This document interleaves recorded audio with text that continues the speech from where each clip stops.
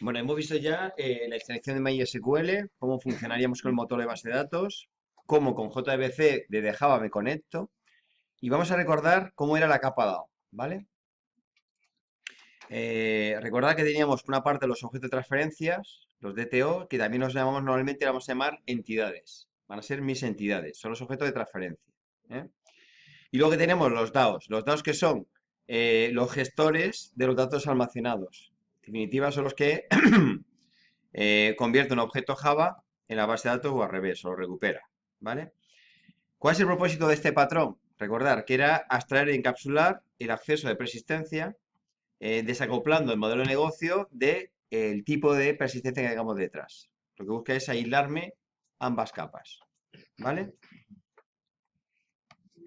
Por lo tanto, si teníamos, por ejemplo, imaginaros estas entidades, ¿no? Un usuario que tiene una categoría, un usuario que tiene un teléfono, un conjunto de teléfonos, un usuario que tiene una dirección y un usuario que tiene un conjunto de vehículos, que necesitaríamos un conjunto de gestores para poder obtener un objeto usuario y me lo pueda meter en la base de datos. ¿Cómo lo gestionábamos?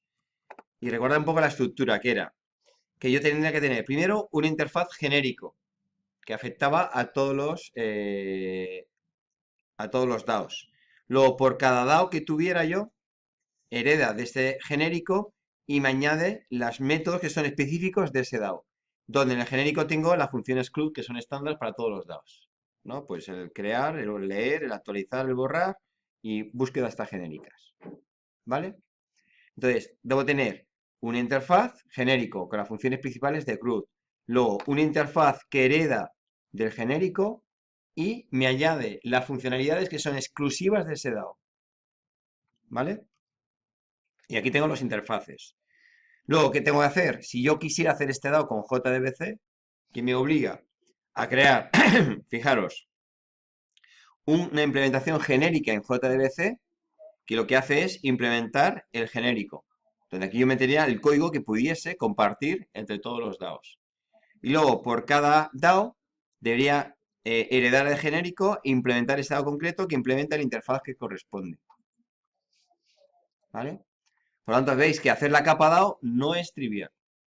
No es trivial. Porque cada uno de estos métodos sería convertir esos métodos que a través de SQL cogen el objeto y a través de SQL lo dan de alta en la base de datos. ¿Vale? No es trivial. Entonces, en definitiva, hacer esta capa DAO es complicado. ¿Vale?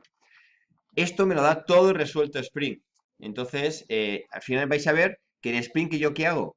Por una parte, creo entidades, tengo que crear mis entidades y mediante anotaciones voy a establecer estas relaciones para que Spring lo entienda.